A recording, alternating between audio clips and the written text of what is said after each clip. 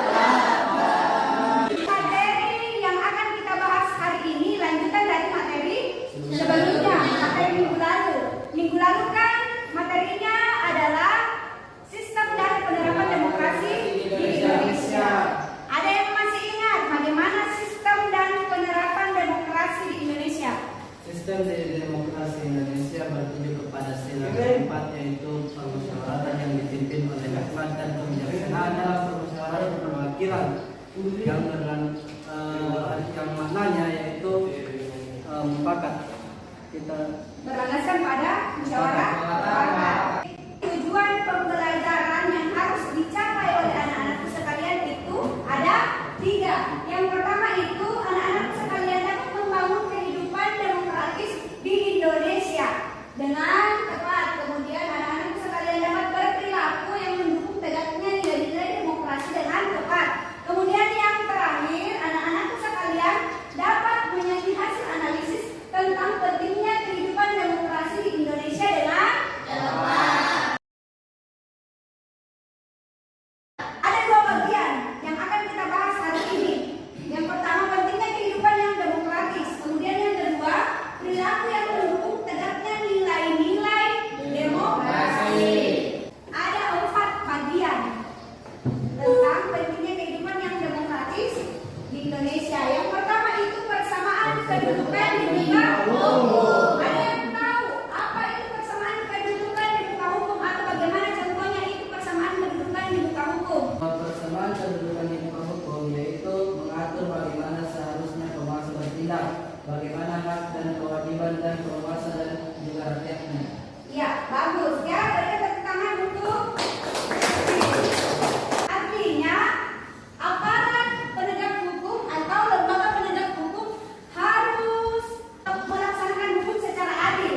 Ya, harus adil kepada masyarakat dan semua sama di mata hukum, baik yang berpangkat, kalangan pejabat maupun yang tidak berpangkat dan kalangan bawah. Yang kedua, partisipasi dalam pembuatan keputusan. Apa maksudnya itu partisipasi? Apa itu partisipasi? Ambil. Ikut andil, bagus ya. Dari partisipasi berarti ikut andil. Berarti seluruh masyarakat ikut andil dalam pembuatan keputusan pemerintahan. Ya, contohnya dalam lingkungan masyarakat, seluruh masyarakat yang berumur 17 tahun ikut andil dalam pemilihan umum. Ya, kalau dalam lingkungan sekolah apa? Pemilihan ketua sekolah. Pemilihan Ketua OSIS. ketua OSIS. Ya, jadi seluruh siswa dan guru harus ikut andil dalam pemilihan ketua OSIS. Nah, kemudian yang ketiga, distribusi pendapatan secara adil. Distribusi pendapatan secara adil adalah semua bidang yang dijalankan dengan berdasarkan prinsip keadilan, termasuk di dalam bidang ekonomi. Di dalam bidang ekonomi harus adil di kalangan masyarakat. Ibu kasih contoh. Pada saat pembagian bantuan harus adil. Siapa yang cocok dibantu berarti bantuan jatuh ke keluarga tersebut. Kan banyak kita lihat ya, banyak terjadi biasa bantuan itu tidak sesuai yang diberikan kepada masyarakat ya. Artinya kan distribusi pendapatan tidak adil. Nah, kemudian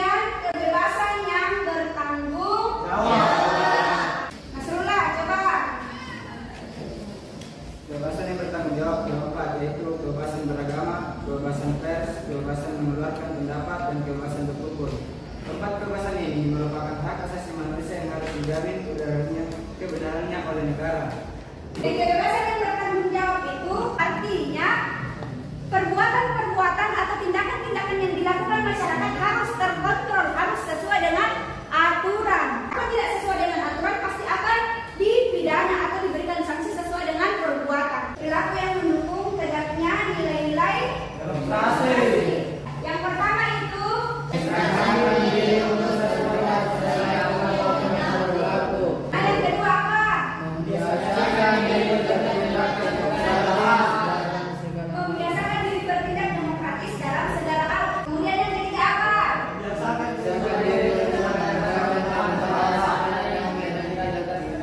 Membiasakan diri untuk mengadakan perubahan secara damai, tidak dengan kekerasan. Coba diperhatikan gambar yang ada di layar. Ini gambarnya. Ini Aslan ya. Ini pada saat pengadilan. Nah sekarang siapa yang bisa berpendapat terkait gambar? Ya silakan bisa. Tindakan penegak hukum terhadap kasus Nenek Asyani tidak adil karena kasus tersebut seharusnya tak diproses sampai ke pengadilan, melainkan hanya melalui musyawarah dan pembinaan sebab Nenek Asyani hanya petani serabutan dengan pendidikan pas-pasan. Ya bagus. Oke sekarang ada tugas kelompok yang harus anak-anakku sekalian kerjakan. Jadi kelompok yang digunakan itu kelompok yang mingguan saja.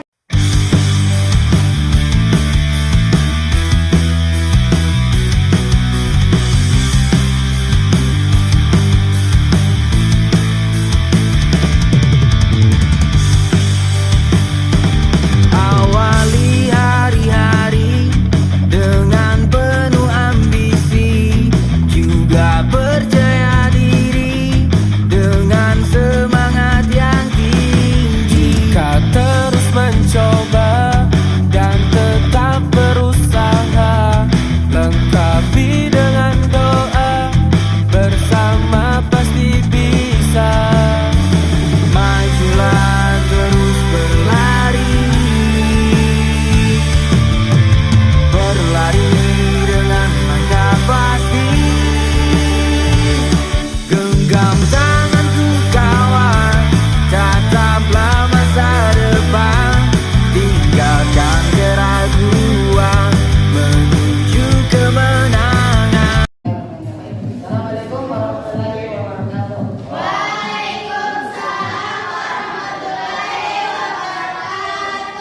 Terima kasih atas kesempatan yang telah diberikan. Perkenalkan, kami dari kelompok 1 akan mempresentasikan hasil kerja kelompok kami. Langsung saja kami membacakan sosial dan apa tanggapan dari kelompok kami melalui beberapa kerjasama tadi. Pertama, bagaimana kehidupan demokrasi di Indonesia.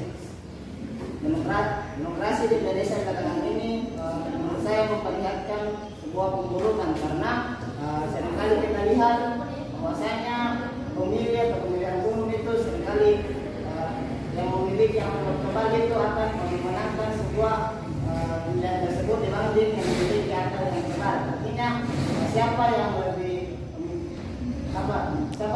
bisa memberikan sesuatu untuk masyarakat itu yang akan dipilih. Jadi itu buruknya demokrasi belakangan ini. Jadi amplop yang tebal itu bisa mengalahkan otak atau pemikiran yang tebal. Selanjutnya akan dibacakan oleh rekan saya. Baik, soal yang kedua yaitu apa pentingnya kehidupan demokrasi di Indonesia. Karena demokrasi memungkinkan keterlibatan setiap warga dari sebuah negara dalam pengambilan keputusan. Soal nomor 3, apa akibat yang ditimbulkan jika kehidupan demokrasi di Indonesia tidak terlaksana? Maka asas kedaulatan rakyat tidak berjalan, tidak ada jaminan hak-hak asasi manusia, tidak ada persamaan yang mata. Bagaimana cara mewujudkan kehidupan yang demokratis? Yang pertama, ada beberapa prinsip yang perlu diterapkan. Pertama, melakukan sesuatu sesuai dengan aturan. Yang kedua, melakukan menciptakan sebuah perubahan dengan damai tanpa kekerasan. Yang ketiga, memilih pemimpin sesuai dengan ketentuan demokratis. Yang terakhir, menyelesaikan masalah dengan musyawarah atau mengambil keputusan bersama. Terima kasih. Itulah beberapa hasil diskusi dari kelompok kami. Sebelum ditutup, kami mempersilakan teman-teman dari kelompok lain apakah ada yang ingin dipertanyakan atau ditanggapi. Persilakan. Baiklah, kenapa kehidupan demokrasi mengalami penurunan? Seperti yang dijelaskan tadi Abdul Tebal, mengalami pemerintahan yang cerdas. Langsung saja itu. Terima kasih atas pertanyaannya. Jadi seperti ini.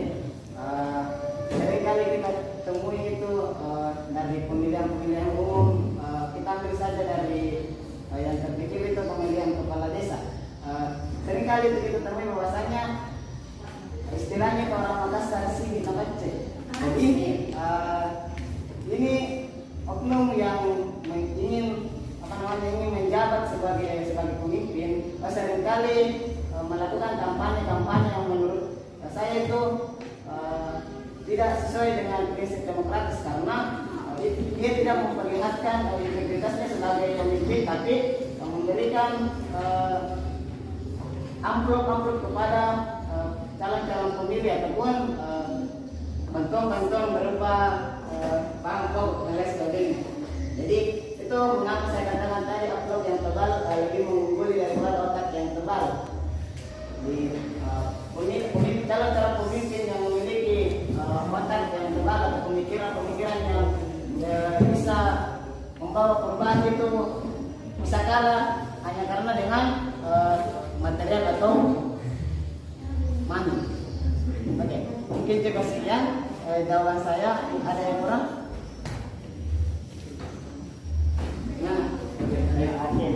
Mungkin cukup sekian presentasi dari kelompok kami. Kami tutup dengan ucapan mohon maaf kalau ada orang yang buruk. Astagfirullah khairat. Assalamualaikum warahmatullahi wabarakatuh.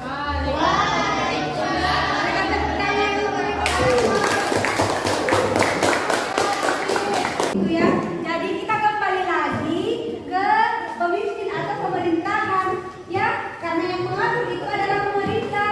Jadi kita sebagai masyarakat harus pintar-pintar memilih dan memilah pemerintahan, karena kembali lagi demokrasi kan itu artinya pemerintahan yang berasal dari rakyat, ya. Asal pemerintahan itu berasal dari rakyat, karena rakyat yang memilih. Gunanya itu untuk kesejahteraan masyarakat itu sendiri, untuk kesejahteraan kita sendiri sebagai masyarakat. Jadi kalau kita tidak cerdas hanya melihat amplop tebalnya, ya, itu bisa menghancurkan negara kita. Dalam melaksanakan kegiatan pembelajaran, saya ingin mengetahui bagaimana seharusnya kehidupan yang demokrasi. Yang pertama, persamaan kedudukan di muka hukum. Yang kedua, partisipasi dalam pembuatan keputusan. Yang ketiga, distribusi pendapatan secara adil. Dan yang terakhir, kebebasan yang bertanggung jawab. Pertanyaannya adalah, tuliskan perilaku yang menegakkan nilai-nilai demokrasi dalam lingkungan keluarga, sekolah, dan masyarakat. Masing-masing satu saja, silahkan dikerjakan. Ibu kasih waktu 2 menit untuk mengerjakan. Sebelum kita pulang, kita baca doa. Doa dalam hati dimulai. Doa selesai. Amin.